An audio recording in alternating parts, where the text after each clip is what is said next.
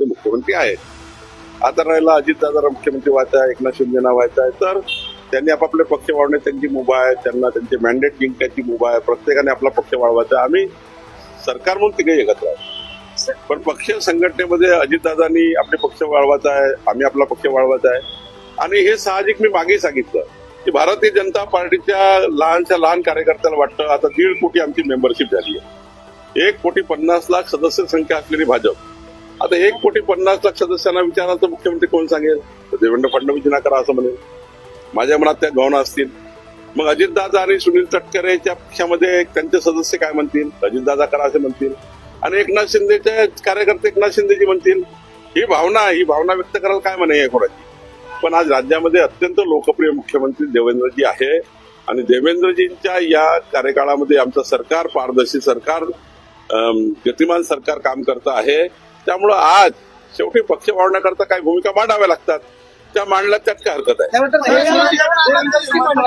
पुरंदर विमानतळाच्या भूसंपादनावेळी मोठा राडा झालाय.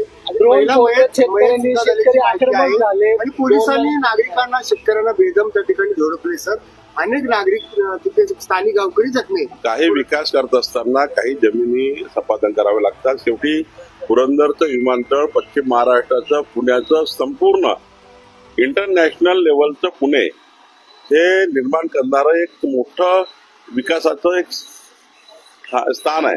आणि विमानतळ झालं पुरंदरचं, ज्या पद्धतीचं डिझाईन केला गेलाय पुरंदर विमानतळाचं, ते डिझाईन जर तुम्ही बघाल तर तुमच्यासारखा सर्वसाधारण पत्रकार किंवा संपादकीय म्हणून काही झालंच पाहिजे.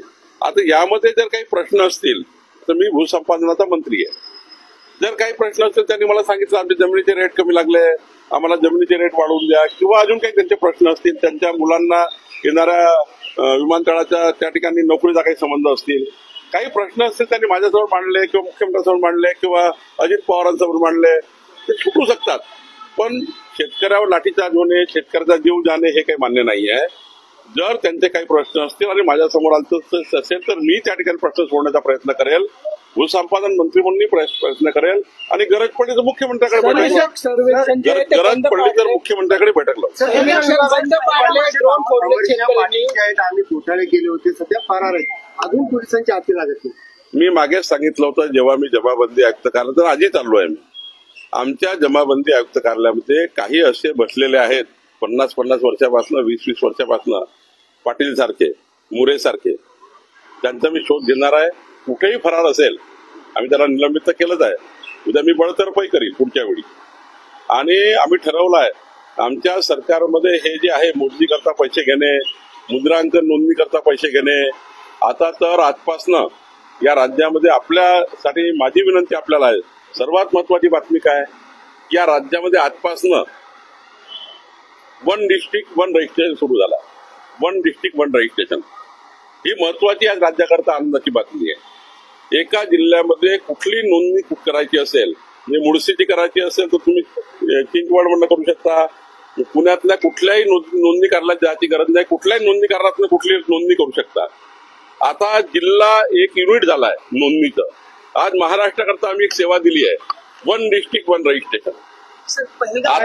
आता 1 डिस्ट्रिक्ट 1 रजिस्ट्रेशन आलेलं आहे. ही राज्याकरता अत्यंत महत्वाची बातमी. माझी विनंती आपल्याला आहे, काही सांगायचं असेल लोकांना हे सांगा.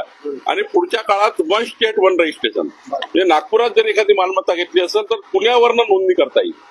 आणि फेसलेस, नो फेस, तुमच्या आधार कार्डचा फेसही आम्हाला भरपूर आहे.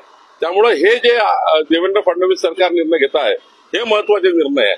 आणि त्यामुळं हे जे पाटील आहेत, असे पाटील राज्यात एकच नाहीये, असे पाटील राज्यात अनेक आहेत. त्यांना सर्वांना अँटी करप्शन आणि आमचं सर्व विभाग शोधते आहे.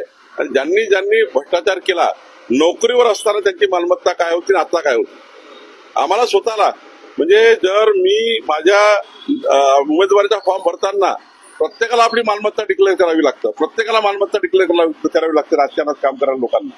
तर मग त्या ठिकाणी जे प्रशासकीय अधिकारी आहेत त्यांनी सुद्धा या पद्धतीचे पाटील, ज्यांनी एक छोट्या पदावर राहूनही 6 कोटीचा अनेक मालमत्ता, पुण्यामध्ये मालमत्ता, सोलापूरमध्ये मालमत्ता मिळाल्या आहे, या सर्वांना आम्ही शोधून काढणार आहे. असे जे काही महसूल विभागात लोक असतील त्यांना मी शोधून काढणार. भारत पाकिस्तान या दोन देशांमध्ये जो तणाव आहे त्यावरती बरीच टीका जी आहे ती पंतप्रधानांवरती केली जाते. आज संजय राऊत असं म्हणाले की एखाद्या खरं तर युट्यूब चॅनल बंद करणे म्हणजे काय बदला घेणे आहे का? 12 दिवस झाले मात्र अजूनही देश का बदला घेत नाही? आज पुण्यामध्ये हास्ययोग परिवाराने 1 लाख नागरिकांना सोबत जोडून जसं 120 देशामध्ये हास्य योग दिन साजरा करण्यात येतो त्याचप्रमाणे पुण्यामध्ये 1 लाख नागरिकांना हास्ययोग या संस्थेशी जोडून दुःखी परिवारांना आनंदित करण्याचा एक चांगला कार्यक्रम पुण्यामध्ये आयोजित केला. त्याबद्दल मी या कार्यक्रमाला आलो होतो. राहिला प्रश्न संजय राऊतांचा, तर संजय राऊतांना मी आधीच सांगितलं त्यांना टीका टिप्पणी करण्याव्यतिरिक्त काही दुसरी भाषा येत नाही. ज्या उद्धव ठाकरेच्या लोकांनी वक्फ बोर्ड सुधारणा विधेयकाचा विरोध करून अशा लोकांना पाठिंबा दिला की जे लोक खऱ्या अर्थाने ज्यांना आनंद होतोय, आणि आता तर उद्धव ठाकरे हे ज्या पद्धतीने किंवा संजय राऊत बोलतात आहे, माननीय प्रधानमंत्री मोदीजींनी खऱ्या अर्थाने त्यांना ते समजत नाही. मोदीजींना त्यांना समजायला वेळ लागेल. म्हणजे संजय राऊत वगैरे तर हे फार छोटे आहेत, पण मोदीजींना समजायला संजय राऊतांना आणि उद्धवजींना त्यांच्या जे पिलावळ आहे त्यांना वेळ लागणार आहे. नक्कीच माननीय प्रधानमंत्री मोदीजी राष्ट्र कल्याणाकरता, देश कल्याणाकरता, महाराष्ट्राच्या 140 कोटी जनतेच्या कल्याणाकरता या देशाला कुठल्याही व्यक्तीला कुठली हानी न होऊ देता व्यवस्थितपणे पाकिस्तानचा आणि नक्षलवादाचा बिमोड केल्याशिवाय राहणार नाही. तुम्ही या संजय राऊतच्या चिथावणी आणि चिथावणीखोर व्यक्तित्वावर येऊ नका. चिथावणीखोर हे जे आहेत ते जाणूनबुजून चिथावण्या देत असतात आणि इंटरनल सामाजिक स्वास्थ्य खराब करत असतात. संजय राऊतांचं रोजचं बोलणं जे आहे ते सामाजिक स्वास्थ्य खराब करणार आहे. आणि त्यामुळे मला असं वाटतं की योग्य वेळी योग्य निर्णय माननीय प्रधानमंत्री घेतले आहे आणि पुढच्या काळात 140 कोटी भारतीयाला सुरक्षित ठेवण्याचं काम माननीय मोदीजी करतील. भाजपने इंदिरा गांधींचा इतिहास पाहावा असं संजय राऊत म्हणतात. ते काँग्रेसमध्ये झाले आहे ना. संजय राऊत आणि संजय राऊत हे काँग्रेसमध्ये झालेले आहेत. त्यांनी आता संविधानच स्वीकारलंय काँग्रेसचं, त्यामुळे काँग्रेसची भाषा बोलतात.